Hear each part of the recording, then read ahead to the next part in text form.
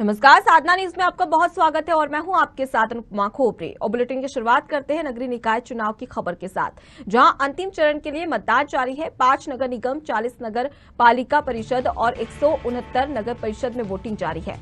6,829 मतदान केंद्र बनाए गए हैं।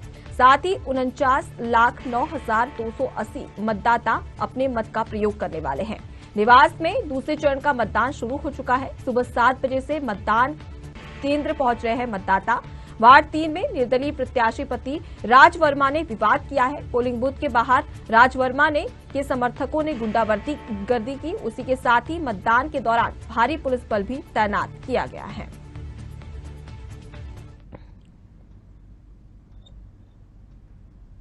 इसी खबर पर और भी जानकारी के लिए सीधे रुक करते हमारे साथ में संवाददाता अमित बागलेकर जुड़ चुके हैं लाइव। तो अमित, अगर देखा जाए तो देवास में कैसी स्थिति हो रही है, क्योंकि यहां पर खबरें भी सामने आ रही है कि विवाद हुआ है जिसकी वजह से मतदान भी प्रभावित हुआ है।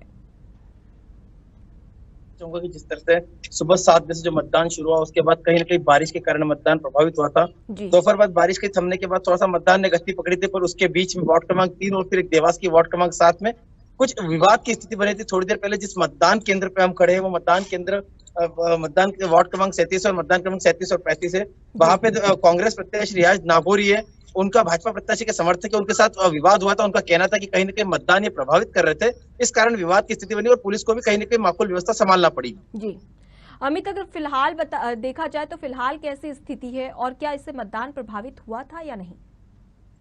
बिल्कुल, थोड़ी देर के लिए मतदान प्रभावित होता है। जिस सेंटर पे खड़े बिल्कुल कैमरा साथी को बताना जब बोलना चाहूंगा कि किस तरह से मतदान सेंटर पूरा खाली पड़ा है। जहाँ पे बीएलओ बैठे वो लोग भी खाली बैठे हो, क्योंकि मतदान कहीं प्रभावित हुआ, मौसम के कारण भी थोड़ा प्रभावित हुआ।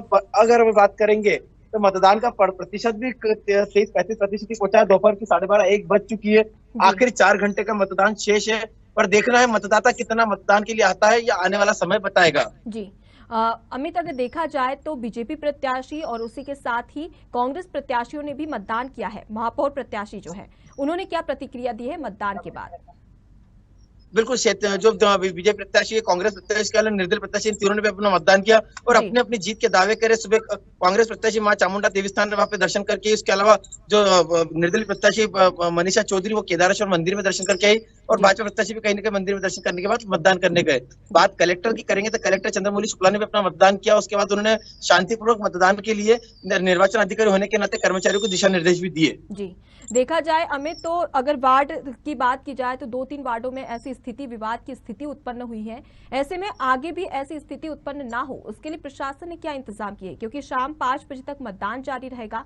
ऐसे में देवास से ज्यादा खबरें सामने आ रही है कि वार्डों में कई जगह पर जो बीजेपी प्रत्याशी है, कांग्रेस प्रत्याशी है, वो कहीं ना कहीं विवाद करते हुए दिखाई दे रहे हैं।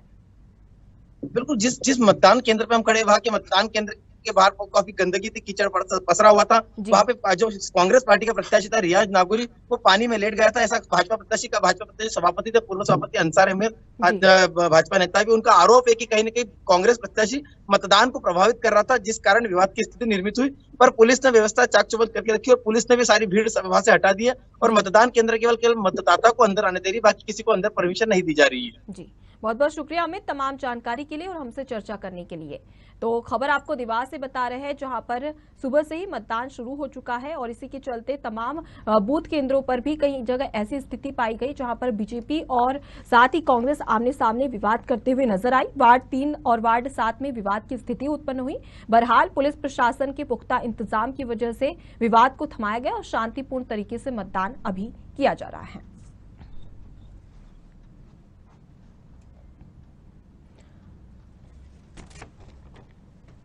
तो बता दें कि मध्य प्रदेश में नगरीय निकाय चुनाव के दूसरे चरण का मतदान जारी है। इसी के चलते 5 नगर निगम, कटनी, रतलाम, देवास और रीवा और मुरैना, ये तमाम 5 नगर निगम है जहां पर मतदान शुरू हो चुका है। और इसी के चलते 43 जिले के 214 नगरीय निकायों में सुबह से ही मतदान शुरू हो चुका है। मतदाताओं में काफी उत्साह नजर आ रहा है। कहीं कहीं पर छुटमुट घटनाओं के बीच में शांतिपूर्ण तरीके से मतदान भी किया जा रहा है।